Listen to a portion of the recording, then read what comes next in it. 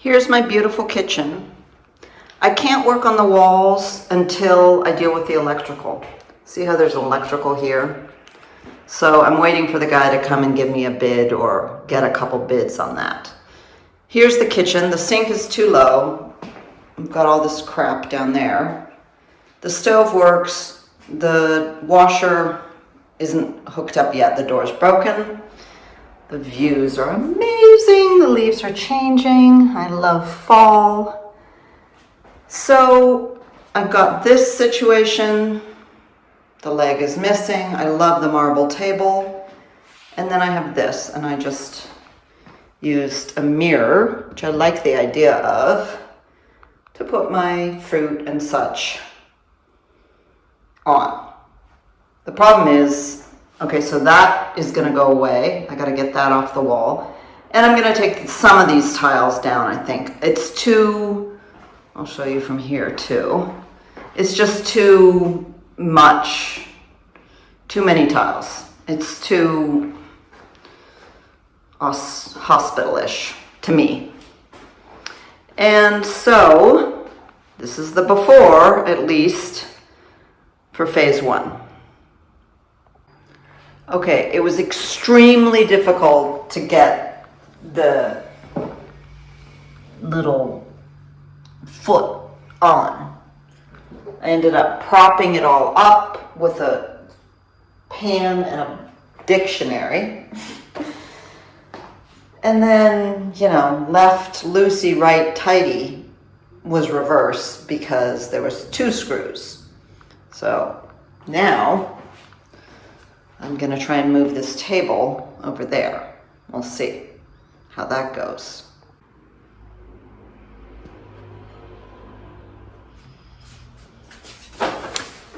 We took the door off, and so suddenly this space is so much more open. It's amazing what space planning does.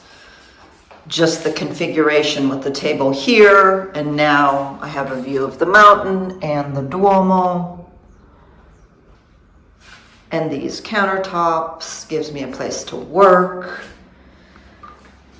And then for €1, I got a little sheet from the outdoor market, and I just taped it up here. It's just with tape. So that's a little temporary, but at least it looks better. I still have the issue with the garbage, the recycling, like what to do with that.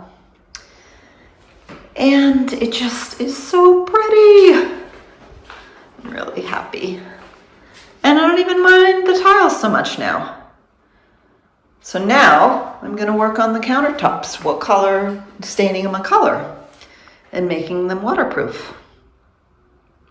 Hello, chili beans. Okay, I'm here in Umbria in my kitchen. It's raining slightly outside, just drizzling, but the day is dark and the sun now sets in about an hour.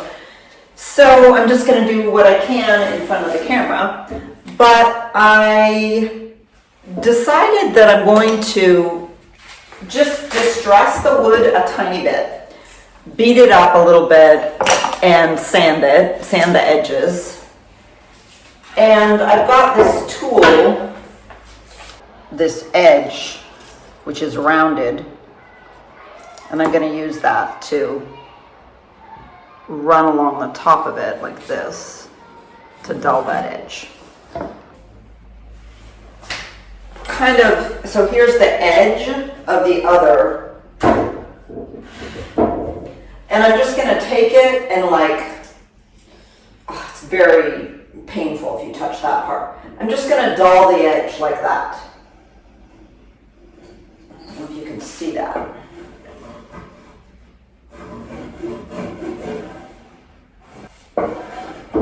And then I'm also going to just kind of rub it a little bit on top with the grain, because I did try it the other way and I didn't like it as much, but I'm just going to distress that a little bit. And then maybe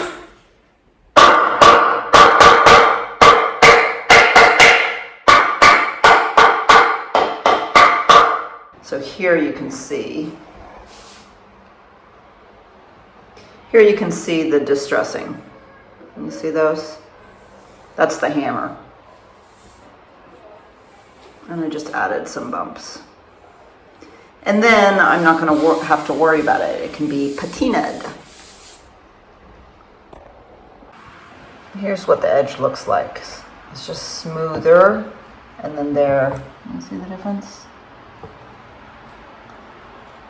This is, right here is where I stopped. I'm also going to sand it.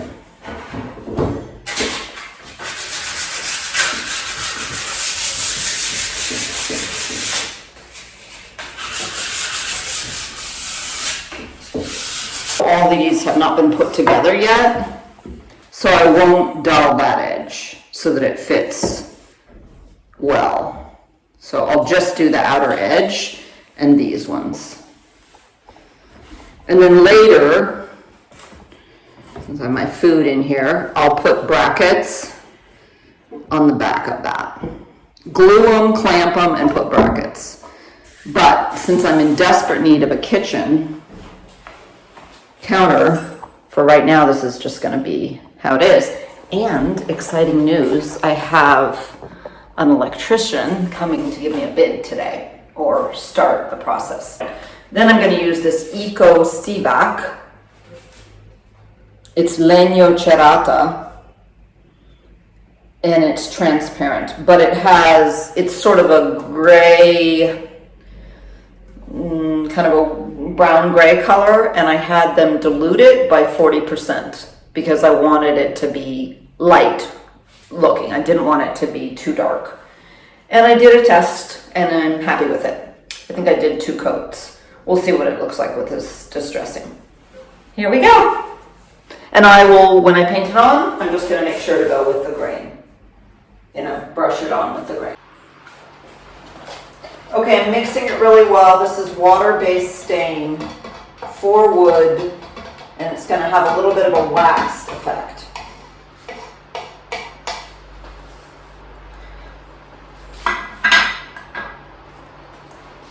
And I'm going to brush it on, and I'm going to do all sides because there's something called paper chipping. Some woodworker guy called it paper chipping, when you want to paint both sides or stain both sides of the wood so the wood doesn't curve. So you always get both sides painted, even though I'm not going to be, you won't see that underside. Especially with tables, you always want to paint the underside.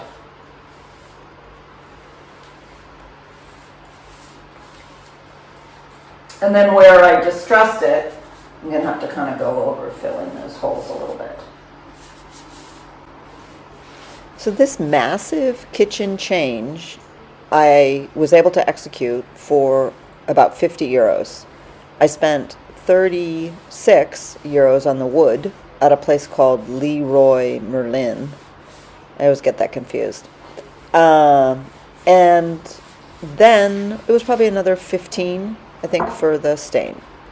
So 50 euros, about $60, I was able to massively change my kitchen because I didn't notice how much it was bothering me without having kitchen counters. I just found that I wasn't in the kitchen much. Just didn't go in there too much. Now that I have the counters, I want to be in the room. And the space planning is so much better that it just makes it like, oh, I have an extra room in the house now.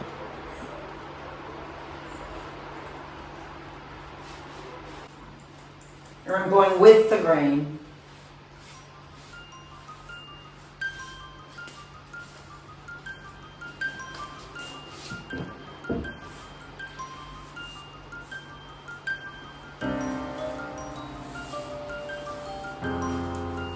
I'm not going to paint on this inner part so that the glue will stick together better. So those two pieces will be able to be glued. You gotta go over it again so you catch all your drips.